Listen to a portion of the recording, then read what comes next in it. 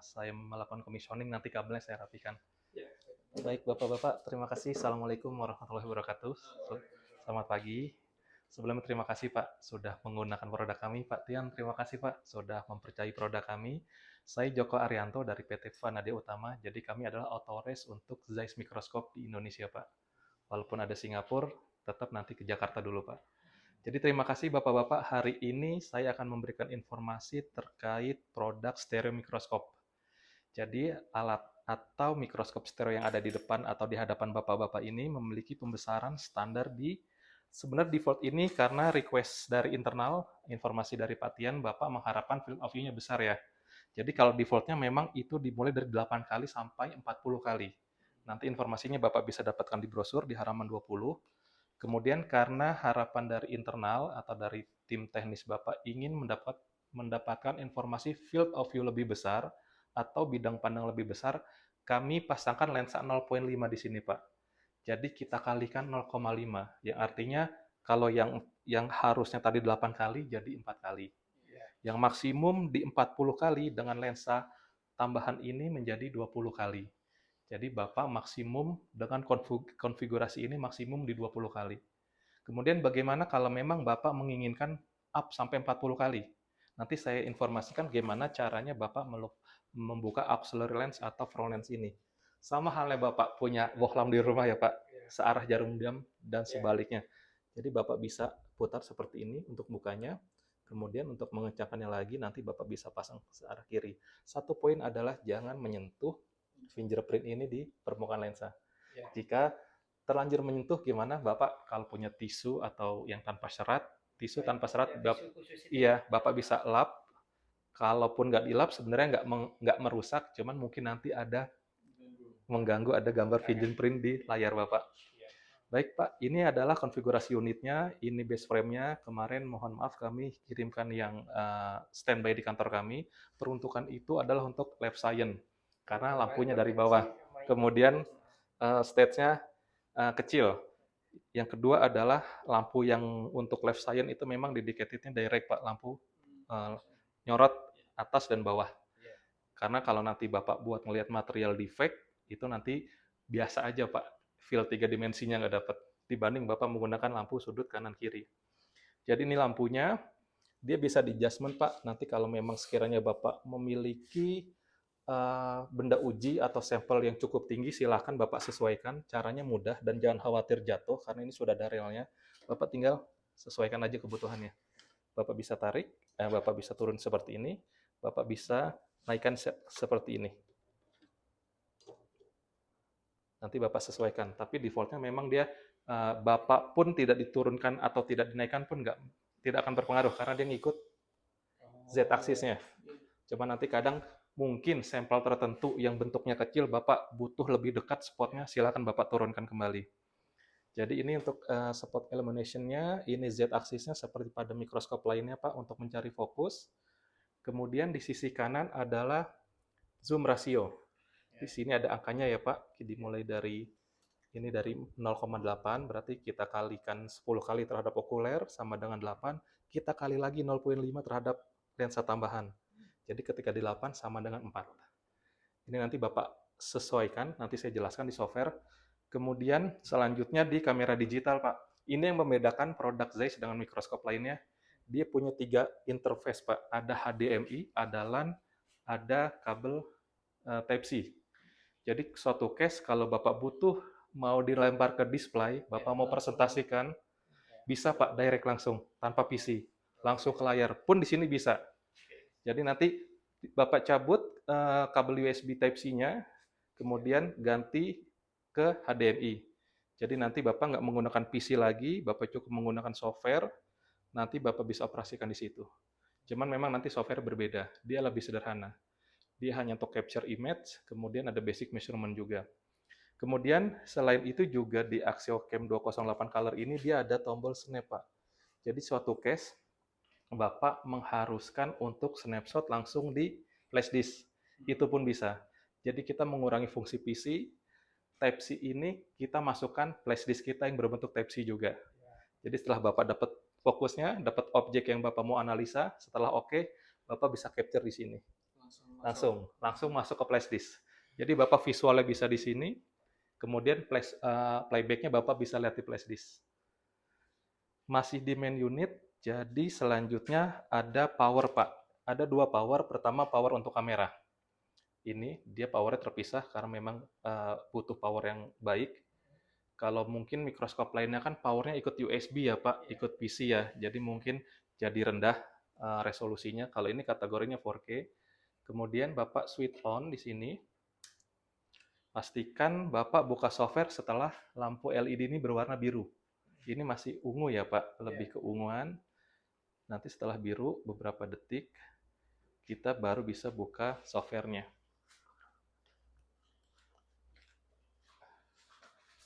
Selanjutnya power yang kedua ada di kontrol intensitas cahaya Pak.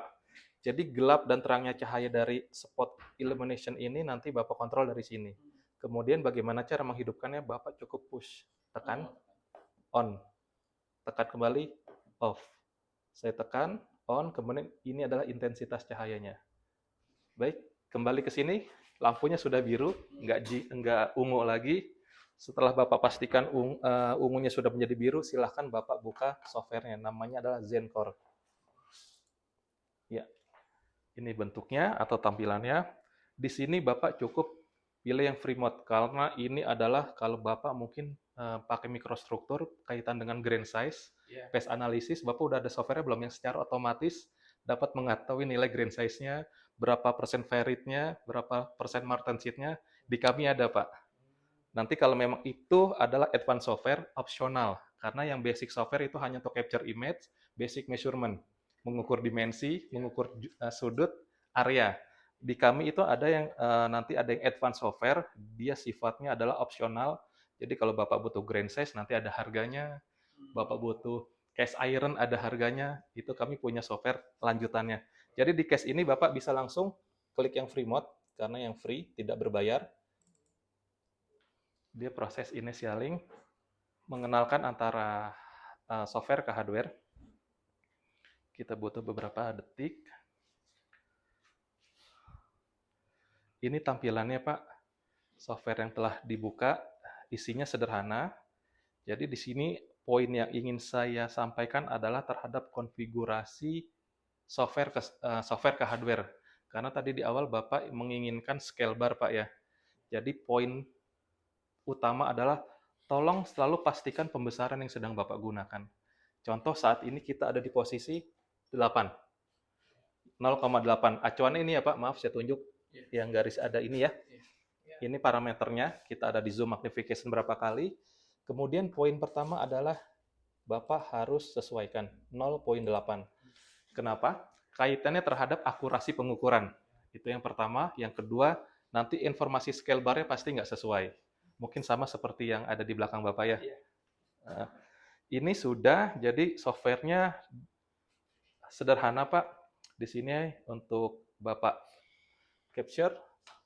Jadi ketika ini dia running seperti ini, Bapak sedang live.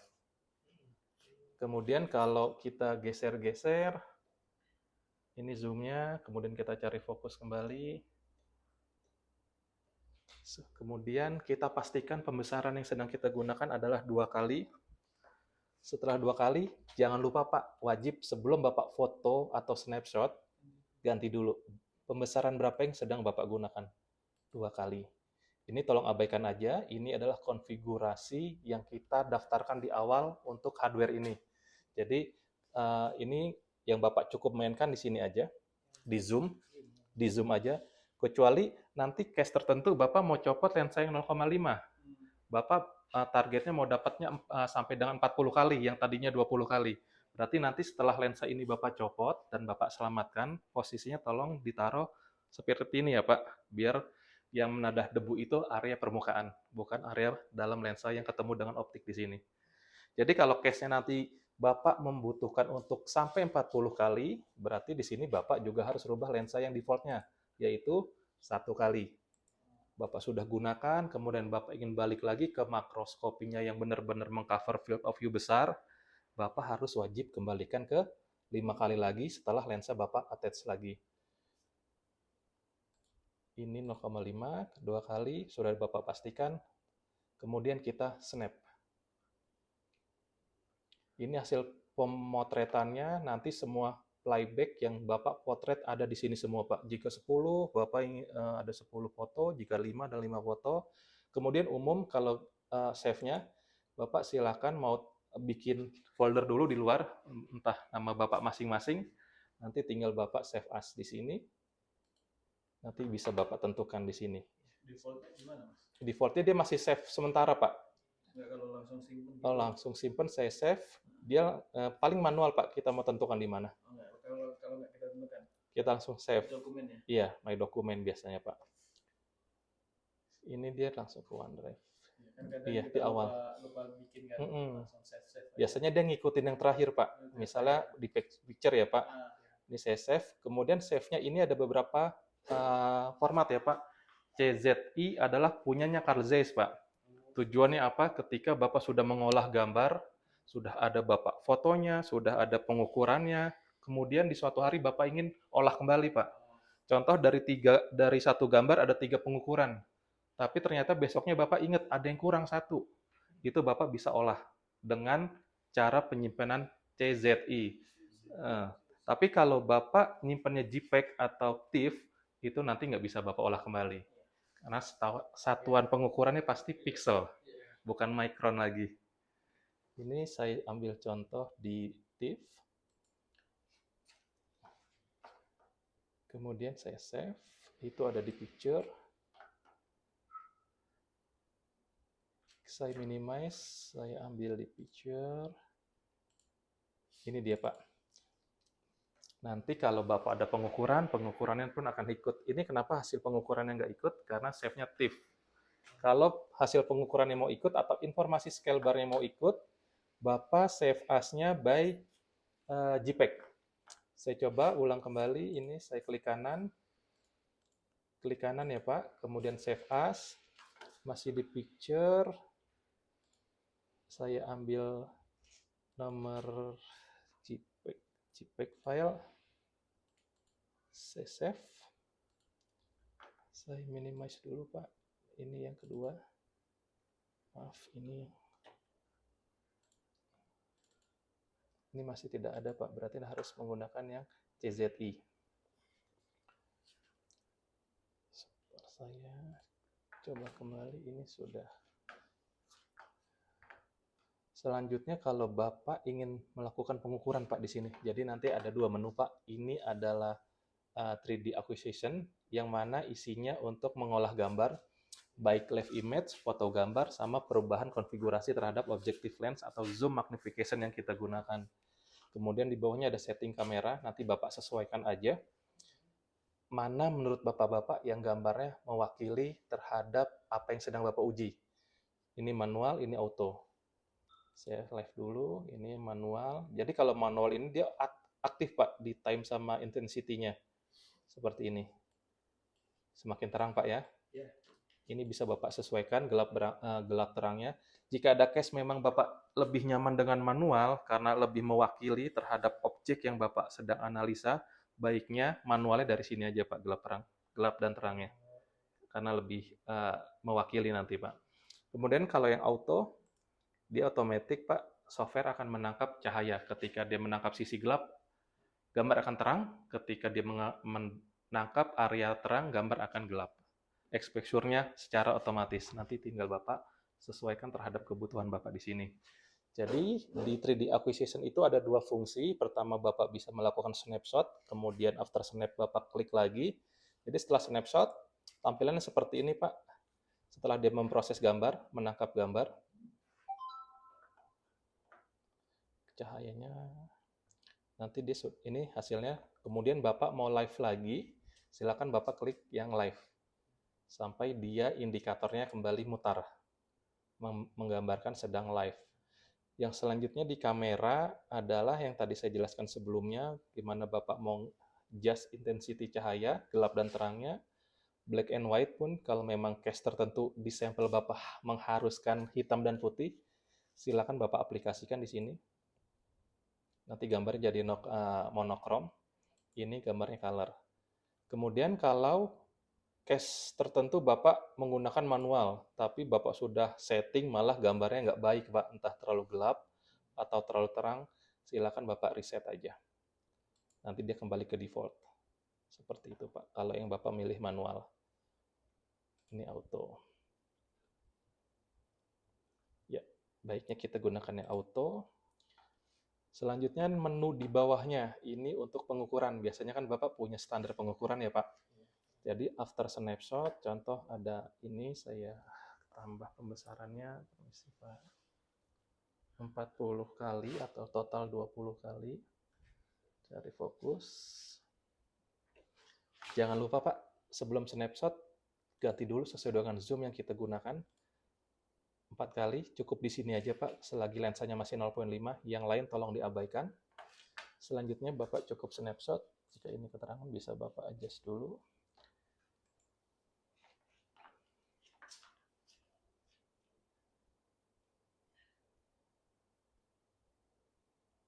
Ini hasil snapshotnya, kemudian silahkan Bapak masuk ke menu pengukuran. Dan ini adalah menu-menu yang ada di pengukuran. Contoh Bapak mau mengukur berapa dimensinya. Kita make sure ya Pak, apakah benar dari sini ke sini 500 micron.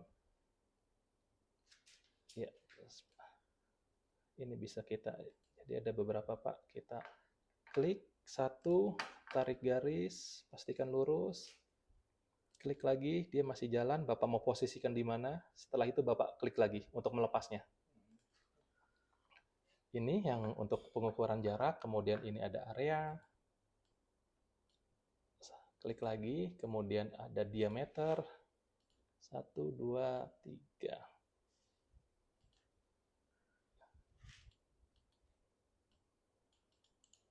Ya, untuk mengakhiri, klik kanan ya Pak, khusus yang untuk diameter. Saya delete dulu, saya ulang. 1, 2, 3 titik. 3, klik kanan. Nanti Bapak sesuaikan diameternya. Selanjutnya ada teks. Teks itu mungkin Bapak mau kasih annotation, mungkin keterangan sampelnya apa, atau mungkin ada mewakilkan jenis sampelnya apa atau penemuan apa, silakan Bapak edit teks. Kemudian gimana kalau Bapak butuh pengukuran di luar ini? Nanti Bapak silakan pergi ke menu tools. Ada di sini, Pak. Nanti apa yang Bapak butuhkan di sini? Biasanya nanti seiring waktu Bapak sering panggil dan sering Bapak gunakan, dia akan keluar. Ini yang standar yang digunakan di mikroskop kan, Pak? Umumnya kan distance-nya. Berapa mikron, berapa. Nanti seiring Bapak panggil, apa bentuk poligon, bentuk yang tidak berukuran, skalanya tetap mikron atau mikro, nanti dia akan keluar. Saya close lagi, kembali ke pengukuran. Saya tutup ya Pak. Kemudian ini sudah kita save. Ini yang terakhir, klik kanan. Saya coba pastikan save. Kemudian yang harus disampai. Ini dipastikan ya Pak, Brun in annotation. Tujuannya apa? Biar informasi scale bar dan hasil pengukuran yang Bapak lakukan tampil. Ini udah saya save. Pertama coba saya cek 1 dengan JPEG. Di desktop 1 JPEG save. Kemudian saya klik kanan save as. Masih di desktop. 2 TIFF. Ini pakai TIFF. Save. Kita lihat Pak yang membedakan. Yang pasti biasanya umum ya Pak pada mikroskop apapun, TIFF dengan JPEG nanti yang membedakan adalah kapasitas pembesaran, kapasitas size penyimpanannya. Tujuannya apa? Kalau Bapak mau tampilkan di layar monitor, itu baiknya pakai TIFF. Karena kalau pakai JPEG pasti akan pecah. Kemudian kalau Bapak mau print out dengan ukuran A4, silakan Bapak gunakan TIFF. Tapi kalau cuma photocard sedikit, JPEG masih aman Pak. Ini yang mewakili dari pengukuran-pengukuran Bapak, informasi yang Bapak ukur keluar, dan informasi scale bar ini keluar. Sederhana sih Pak, tidak sesulit mikroskop mikrostruktur ya Pak. Jadi ini lebih sederhana karena konsepnya atau tujuan utama adalah untuk visualisasi terhadap bentuk dan ukuran. Kemudian beberapa customer kami menanyakan kalibrasi Pak tentang mikroskop. Jadi pada dasarnya mikroskop itu alat visualisasi terhadap bentuk dan ukuran. Tidak mengharuskan atau tidak diharuskan dilakukan kalibrasi yang terakreditasikan. Silakan Bapak melakukan kalibrasi internal. Pun kalau memang Bapak kalibrasi ke mikroskop itu lebih ke verifikasi Pak. Verifikasi pengukuran seberapa akurat alat Bapak ketika dilakukan pengukuran. Jadi kalau memang diharuskan mikroskop-mikroskop yang ada di sini terakreditasikan terhadap kalibrasinya, yang Bapak harus kalibrasi adalah kalibratornya. Biasanya kalau di Jakarta kita ke UI Pak, atau ke BRIN, B2TKS. Itu kita kalibrasi, kemudian nanti umum ya Pak, ada masanya, 1 tahun harus diperpanjang. Jadi memang di mikroskop itu yang wajib dikalibrasi adalah mikrometernya atau stage kalibratornya. Kecuali mikroskop Bapak kaitannya dengan CMM, CNC, itu memang yang mengukur adalah koordinat dari mekanik unit. Jadi sejauh mana akurasi dan tingkat keeroran itu akan terlihat. Kalau ini yang mengukur adalah software. Di kami pun ada measuring mikroskop, itu ya harus dikalibrasi juga Pak. Karena dia yang mengukur adalah alat, bukan software. Sampai sini Pak, ada yang ingin ditanyakan atau Bapak ada sampel Pak, biar lebih tepat lagi apa yang Bapak analisa sejauh ini terhadap welding penetrasinya? Iya. Iya. Ngeditnya gimana? Kita kan nyimpennya CZA ya. Iya. Kalau mau ngeditnya gimana? Ngeditnya contoh kita panggil Pak ya. Kita panggil misalnya di sini open file.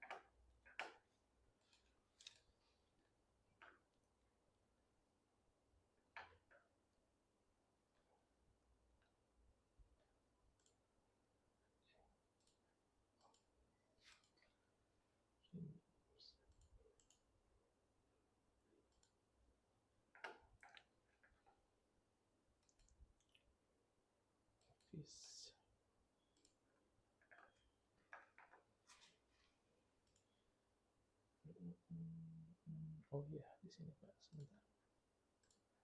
Kita ambil load file.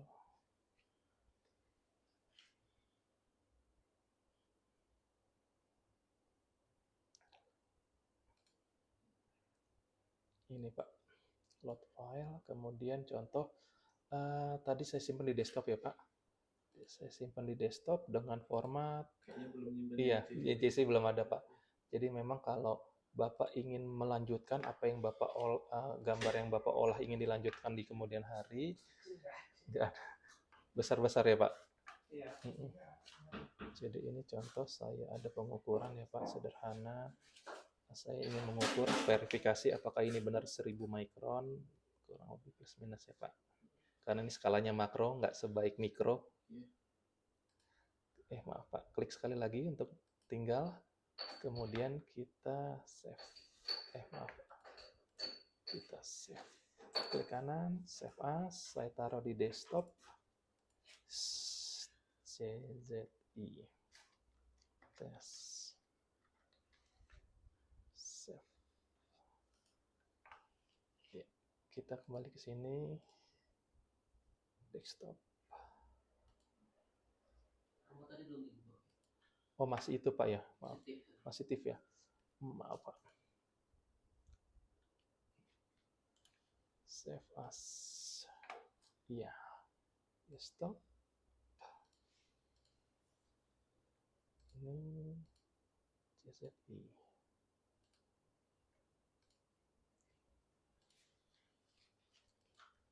Ini dia Pak. Jadi Bapak bisa lakukan pengukuran berikutnya. Mungkin ada yang terlewat, ternyata ada defect di sini atau ada penetrasi welding lainnya yang Bapak ingin ukur berapa distance-nya atau berapa sudutnya, silahkan Bapak menggunakan JZI. Karena kalau Bapak menggunakan TIFF atau JPEG, nanti pengukuran berikutnya pasti biasa, umumnya ya Pak, umumnya pixel. Satuan pengukuran yang nggak mikron lagi. Dan nggak bisa kita panggil. Coba saya panggil yang lain. Saya panggil di desktop. Picture, kemudian coba saya ambil yang JPEG.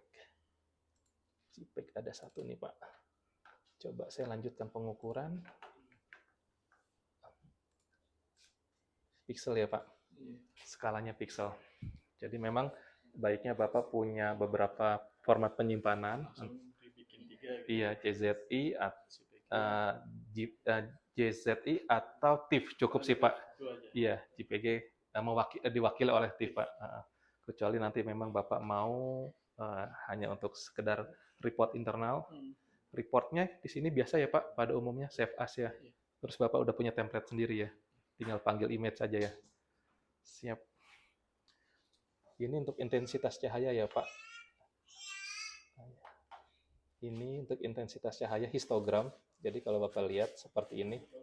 Kalau Bapak kita geser-geser, biasanya sangat membantu nih Pak ketika sampel-sampel itu mungkin memang karakter sampelnya terlalu gelap atau mungkin karakter sampelnya menimbulkan cahaya mantul. Silakan Bapak aplikasikan ini. Kalau sudah diaplikasikan tapi nggak maksimal juga, silakan Bapak klik yang best fit. Ini defaultnya atau min max. Min max seperti ini. Kita sudah kembali ke defaultnya. Jarang sih Pak ini kami gunakan. Biasanya cukup dari sini aja Pak, gelap terang cahaya atau gelap terangnya suatu sampel. Kita cukup dari intensitas ini, kemudian kita pilih yang auto. Silakan Pak, ada sampelnya Pak. Kita trial. Ini kuat ya? Kuat Pak, aman. Memang dedicated-nya untuk material Kopak Kucul yang itu kayaknya mungkin agak tidak mewakili. Ini kita cari fokus ya Pak, di awal kita cari fokus. Ya. Spotnya udah oke Pak, atau di area tertentu? Ini maksimum ya Pak, di 20 kali. Jadi kalau Bapak tanya 20 kali itu mengcover field of view berapa? Jadi, maaf Pak. Jadi di 20 kali itu yang tercover itu 11,5 mili Pak, milimeter field of view-nya. Kalau yang paling rendah 20 kali, kita di sini, ini bidang pandang yang tercover oleh alat atau hardware adalah sebesar 57,5 mm. Jadi kalau Bapak punya sampel 57 ke bawah, pastinya akan tercover semua Pak. Tapi kalau sudah ke atas mungkin Bapak butuh sebagian-sebagian. Sampelnya building gini kan? Iya, building batuannya segini kira-kira. Coba ukurin Pak. Ya, yang Ya, ini garisnya. garis Kayak padat itu. ini ya Pak ya. Oh, Iya, Pak. Kecilnya. ada standarnya Pak, harus menggunakan berapa kali zoom? Nggak ada. Nggak ada ya. Yang penting dia cover Cover ya? semua. Terus nanti kita tinggal. Baik. Kan atas gua cover. Iya. Jadi kita pastikan ya Pak, pembesarannya 0,8. Kita foto ya Pak. Measuring. Karena dia harus difoto dulu, baru Bapak bisa melakukan pengukuran. Tujuannya apa? Agar presisi Pak. Kalau live kan masih goyang-goyang Pak. Getaran ruangan.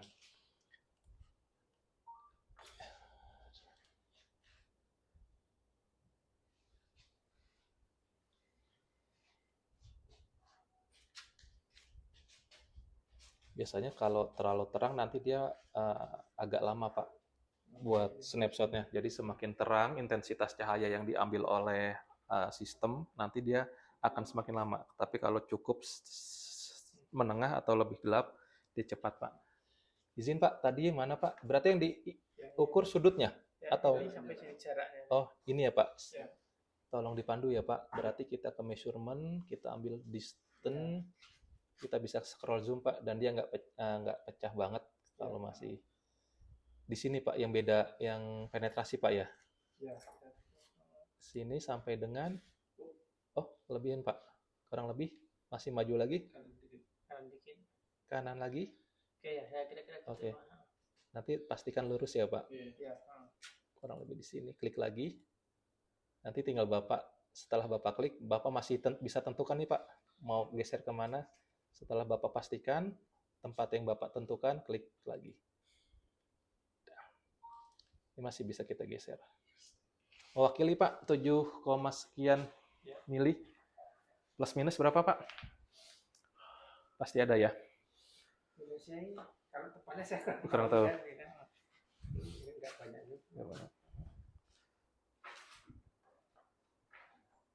Silakan Bapak kalau mau trial. Biar saya Oh, silakan Pak. kasih tahu Pak Ari. Hmm. Cocok Pak.